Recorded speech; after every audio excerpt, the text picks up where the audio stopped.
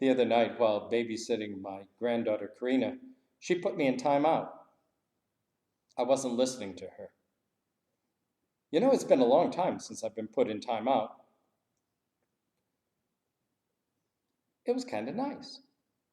It gave me some time to reflect and to remember. Timeout was not one of the things my mother used to use. She was an emotional disciplinarian. Rant, rave, yell, scream, wooden spoon, yardstick, belt, hickory switch, whatever was close, we got it. My dad, on the other hand, was calculating and psychological in his correctiveness. One of his favorite remedies for my brother and I fighting, which we did quite often, was to put us on the couch back to back, not quite touching. And we had to maintain that position and no talking for a particular period of time. Try it, it's not easy. Because it does not take very long to recognize that if you're going to maintain any kind of comfortable posture, you need to lean on the other person and to hope to God that they lean back. And after a while, it becomes far more important to the two of you to support one another than it does to remember what it was you were fighting about,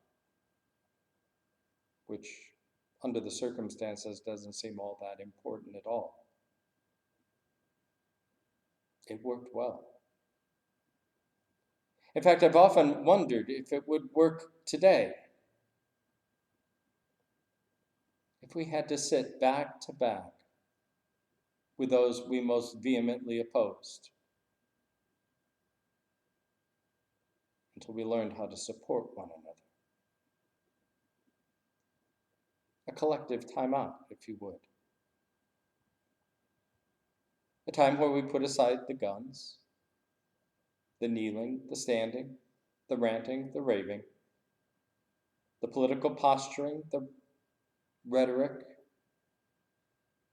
the signs, the flags, the banners,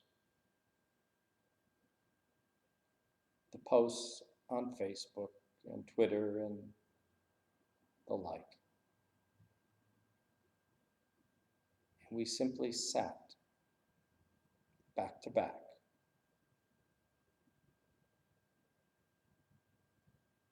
until we learned to support, until we learned how important one another was for our well-being and even our comfort. How we need each other in the midst of times like these, if we are to survive.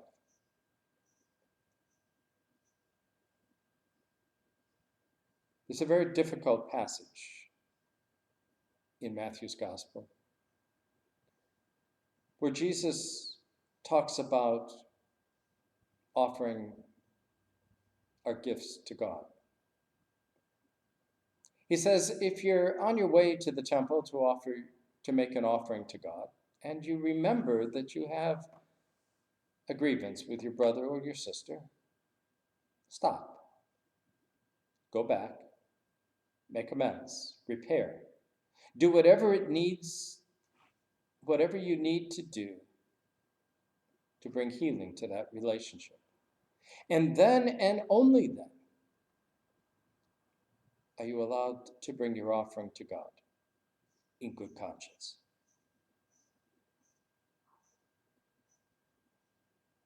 Imagine if we church folks practice that one. Actually, maybe we are. Maybe that's why churches are emptying out these days. because it's far easier to maintain our hatred than it is to do the hard work of reconciliation and repair. That, and there are a whole lot of cheap offerings being offered these days as well.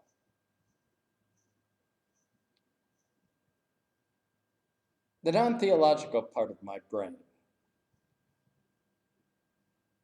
the playful part, the non-religious part, or perhaps irreligious part, plays with an interesting question today. What if COVID-19 is God's timeout?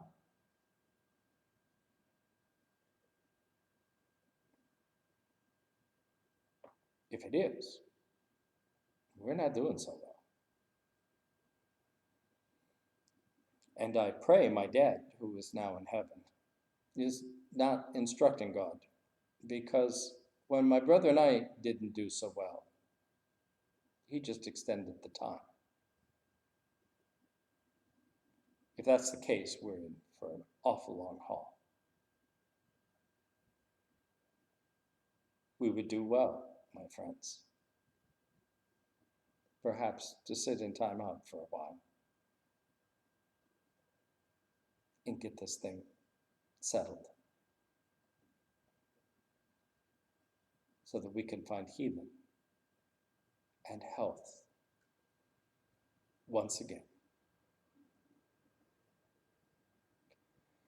God, when human bonds are broken, and we lack the love or skill to restore the hope of healing, give us grace and make us still.